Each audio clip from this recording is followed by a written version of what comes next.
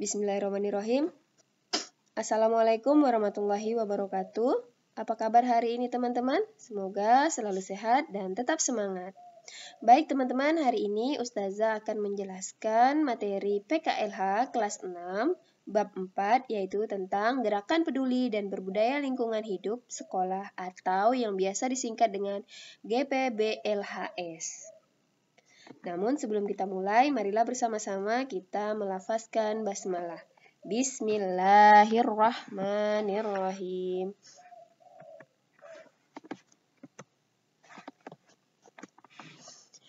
Ustazah sedikit mengulangi ya teman-teman terkait dengan pengertian GPBLHS yang minggu lalu juga sudah pernah Ustazah jelaskan. GPBLHS atau Gerakan Peduli dan Berbudaya Lingkungan Hidup di Sekolah adalah aksi bersama secara sadar, sukarela, berjenjang, dan berkelanjutan yang dilakukan oleh sekolah dalam menerapkan perilaku ramah lingkungan. Nah, ini bisa dilihat ya, contohnya ada bersih-bersih lingkungan sekolah, menanam pohon, makan menggunakan tempat makan, dan tumbler, kemudian bersih-bersih perpustakaan, dan sebagainya. Nah, minggu lalu kita sudah membahas tentang perencanaan ya. Nah, jadi GPBLHS ini membahas tentang perencanaan, pelaksanaan, dan pemantauan. Proses perencanaannya seperti apa, proses pelaksanaannya seperti apa, dan proses pemantauannya seperti apa, itu yang akan kita bahas. Nah, minggu lalu kita sudah membahas tentang proses perencanaan. Nah, proses perencanaan GPBLHS itu terbagi menjadi dua. Yang pertama, kita mengidentifikasi potensi lingkungan hidup sekolah. Dan yang kedua, kita mengidentifikasi masalah lingkungan hidup sekolah. Nah, Ustazah akan bahas sedikit untuk yang pertama ya. Identifikasi potensi lingkungan hidup sekolah. Nah, di sini potensi. Potensi itu adalah sesuatu yang baik ya, sesuatu yang unik, sesuatu yang bagus. Nah, jadi kita mengamati di sekolah kita, apa sih keunikan dari sekolah kita? Kemudian ini keunikan lingkungan ya teman-teman ya. Keunikan lingkungan apa yang terdapat di sekolah kita? Yang keunikan itu dapat dimanfaatkan untuk sumber belajar. Nah, kalau untuk identifikasi masalah lingkungan, nah kita harus mengetahui ya teman-teman ya, di sini kita mengidentifikasi atau kita mencari masalah lingkungan yang ada di sekolah yang harus kita tahu dan harus kita kenali. Supaya apa? Supaya nanti bisa kita carikan solusi, bisa kita carikan jalan keluar yang tepat untuk mengatasi masalah lingkungan itu. Nah, itu tujuannya ya.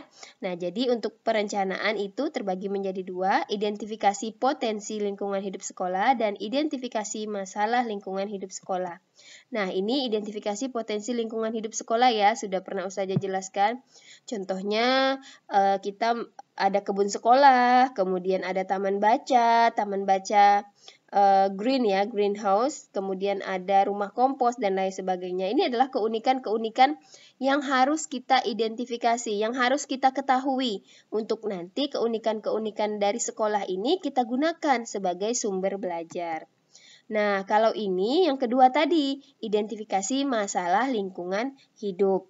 Apa sih masalah yang ada di sekolah kita? Nah, kalau di sini contohnya ada limbah kantin sekolah yang menumpuk, kemudian ada polusi udara, dan ada pencemaran air. Nah, ini masalah-masalah yang harus kita ketahui, kemudian nantinya kita harus carikan solusi. Bagaimana mengatasi masalah-masalah ini. Nah, seperti itu.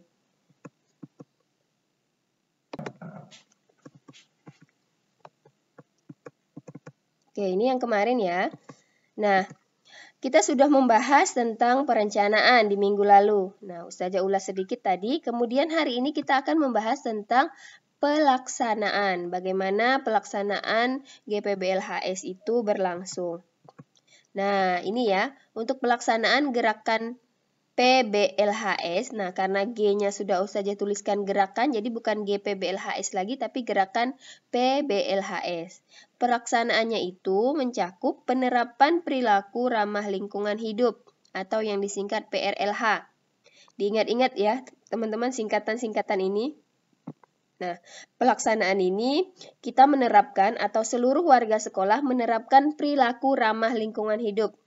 Nah, mencakup apa saja? Nah, di sini ada 5 ya. Yang pertama, pembentukan kader adiwiyata, kampanye dan publikasi PBLHS, aksi lingkungan, pengelolaan sampah dan penanaman, dan pemeliharaan tanaman.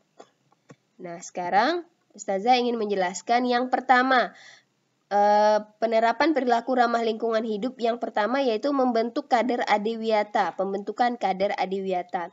Kader itu apa sih? Nah, di sini Ustazah sudah tuliskan ya. Kader adalah orang yang memegang peran penting.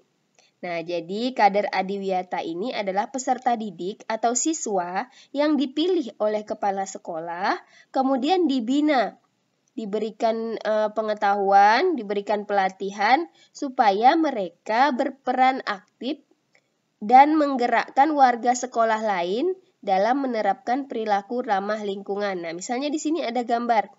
Nah, di sini yang menimbang sampah ini adalah kader adiwiyata. Nah, di sini juga ada kader adiwiyata. Jadi mereka-mereka inilah yang berperan dan mengajak warga sekolah lainnya untuk menerapkan perilaku ramah lingkungan.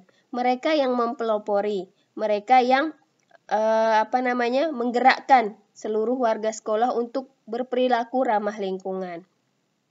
Tujuannya supaya mereka ini menjadi teladan bagi peserta didik lain, kemudian pelopor pelestarian lingkungan di sekolah dan pelopor pencegah pencemaran lingkungan di sekolah. Nah, ini ya untuk kader adiwiyata. Berikutnya, nah, tadi kader adiwiyata sudah kita bahas. Yang kedua adalah kampanye dan publikasi PBLHS. Nah, kampanye, di sini Ustazah tuliskan pengertian kampanye. Kampanye itu mengadakan kegiatan untuk memperkenalkan seseorang atau sesuatu. Nah, di sini berarti kegiatan untuk memperkenalkan PBLHS ini melalui beberapa media ya. Bisa koran, poster, majalah dinding, pameran, atau yang paling biasa kita mudah jumpai adalah sosial media, Instagram, Facebook, dan lain sebagainya. Jadi kampanye dan publikasi PBLHS ini adalah kita menyebarkan informasi tentang pelestarian lingkungan dan pencegahan pencemaran lingkungan kepada masyarakat. Contohnya, pengelolaan sampah, konservasi air. Nah, kegiatan-kegiatan seperti ini kita perkenalkan kepada masyarakat, kepada lingkungan sekitar. Nah, ini contohnya ya, ada mading supaya orang lain bisa melihat. Kemudian di sini ada poster ya, poster tentang lingkungan. Nah, ini contoh kampanye dan publikasi PBLHS. Oke, berikutnya tadi sudah dibahas kader adiwiyata, kampanye. Nah, berikutnya melakukan aksi lingkungan. Nah, aksi lingkungan ini tentunya dilakukan oleh siswa itu sendiri. Nah, dan bisa mengajak atau menggerakkan masyarakat untuk ikut melaksanakan aksi lingkungan itu. Nah, dilakukan sebagai upaya menjaga dan melestarikan lingkungan. Nah, misalnya di sini perawatan pantai, kemudian perawatan lingkungan sekitar yang dilakukan oleh para pelajar atau para siswa. Ya, para siswa. Bisa juga perawatan kebun sekolah, pemeliharaan hidroponik, kemudian pembuatan lubang biopori, pembuatan instalasi pengolahan air, dan lain sebagainya. Nah, tadi sudah 3 kita bahas, sekarang kita bahas pengelolaan sampah. Untuk pengelolaan sampah, nah ini dilakukan di sekolah sendiri ya teman-teman ya.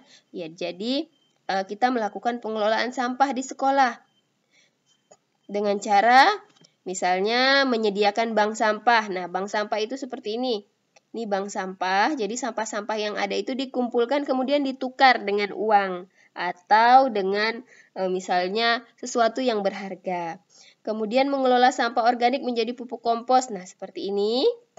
Kemudian mengelola sampah anorganik menjadi barang-barang berharga seperti ini yang bisa berdaya jual, yang bisa dijual kembali, dan menggunakan tempat makan dan minum berulang kali. Ini maksudnya menggunakan tempat makan atau tempat minum yang bisa dipakai kembali ya, misalnya tumbler dan lain sebagainya. Nah, ini masuk dalam pengelolaan sampah.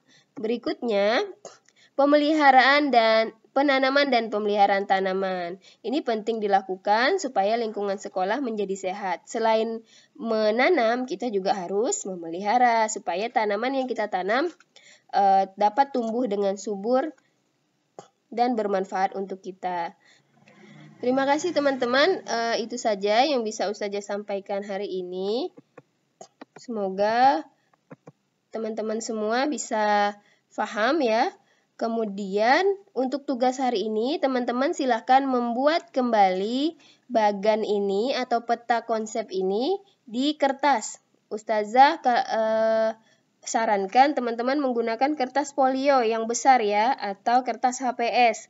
Atau juga bisa menggunakan bagian buku di tengah-tengah, menggunakan bagian buku yang ada di tengah-tengah supaya lebar. Nah, kemudian teman-teman tulis ini ya. Nah, ini sudah Ustazah buatkan seperti ini. Nah, ini untuk memudahkan teman-teman dalam belajar. Teman-teman tulis, teman-teman gambar kembali, kemudian dikumpulkan sebagai tugas hari ini. Terima kasih, kita akhiri pembelajaran hari ini dengan membaca hamdalah. Alhamdulillahirrabbilalamin. Assalamualaikum warahmatullahi wabarakatuh.